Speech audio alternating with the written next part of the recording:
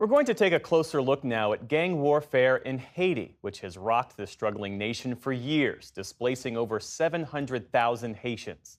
The United Nations Security Council met today to discuss the violence and whether to upgrade a police mission deployed earlier this year to a peacekeeping operation, as the chaos and street warfare has reached a new and terrible level. Despite that multinational security mission that deployed in June to try and restore some order, large parts of the capital remain under gang control, and violence is endemic. Special correspondent Marcia Biggs and videographer Eric O'Connor recently traveled to Haiti and have this look at the depth of the crisis. Downtown Port-au-Prince, deserted after years of gang warfare. 85% of the city is held by various armed groups, constantly battling for control. They terrorize contested neighborhoods with a scorched earth practice of kidnapping, rape, and murder. No one in the city remains untouched. I had no choice but to join them. In order to stay alive, to save the life of my child, and also avenge my mother and father. This 41-year-old widowed mother asked us to protect her identity. She says in 2020 she was living on a front line between two gang territories when bandits attacked her home and murdered her father, her mother, and her husband in front of her. She fled with her teenage son, and members of the Grand Ravine gang gave her a choice. They asked those who want to stand and fight to fight. I chose to join with my child. How do you survive? When a vehicle with goods is passing by, we hijack it, or we kidnap you. We demand a ransom. You pay us, and we release you. But if you refuse, I have to kill you to take what you have. Have you ever killed anyone? Many times. And how does that feel? You forced me to kill you. I asked you for something, and you didn't give it to me. I've gotten used to it. It's nothing for me now. What was it like the first time?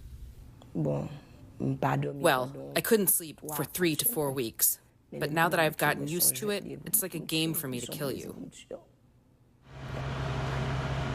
It's been nearly 5 months since a Kenyan-led UN multinational security support mission arrived to reestablish security in Haiti. It's a force meant to be made up of 2,500 security officers from various countries.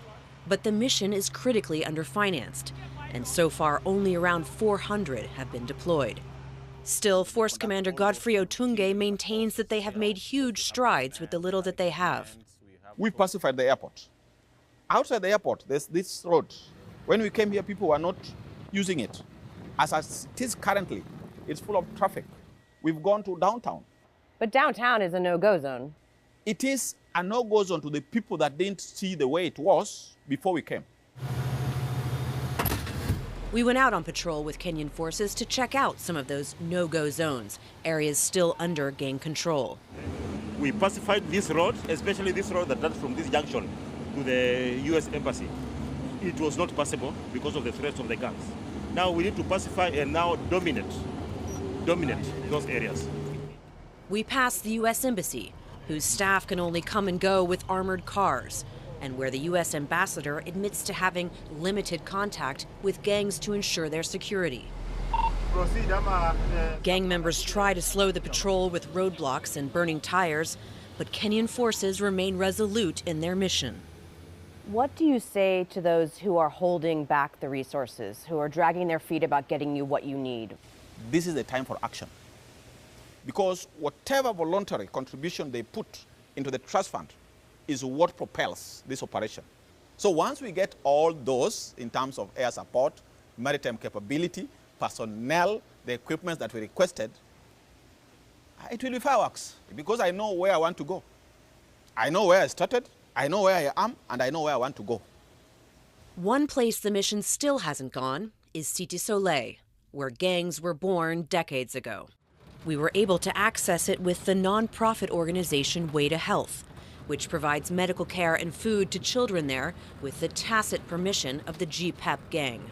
We're in a tap-tap, which is basically a pickup truck that's covered. It's a lot safer for us to be in a tap-tap than to be in our own car because members of the GPEP gang know this tap-tap. We crossed the front line between the G9 and G-PEP gangs, nicknamed the Death Crossroads. Last year, G9 blocked all other roads to the G-PEP territory and raped or murdered anyone who tried to get out.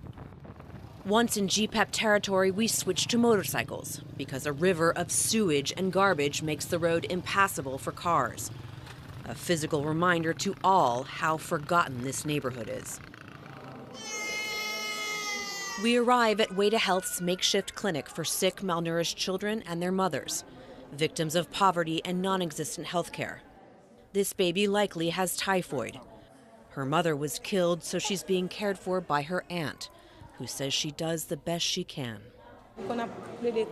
Sometimes when the baby cries, I don't have enough money to feed her, so I beg in the street. We sleep in the public square. The people here are really struggling. They say they have no services, no electricity, no water, no schools, no hospitals. This area has been attacked many, many times. Everyone here has been a victim. At every turn are footprints of homes burned down, now marked by string. Bullet holes puncture all remaining facades. Remnants of horrific battles that took place between G9 and G-PEP. I lost 2 brothers during the war.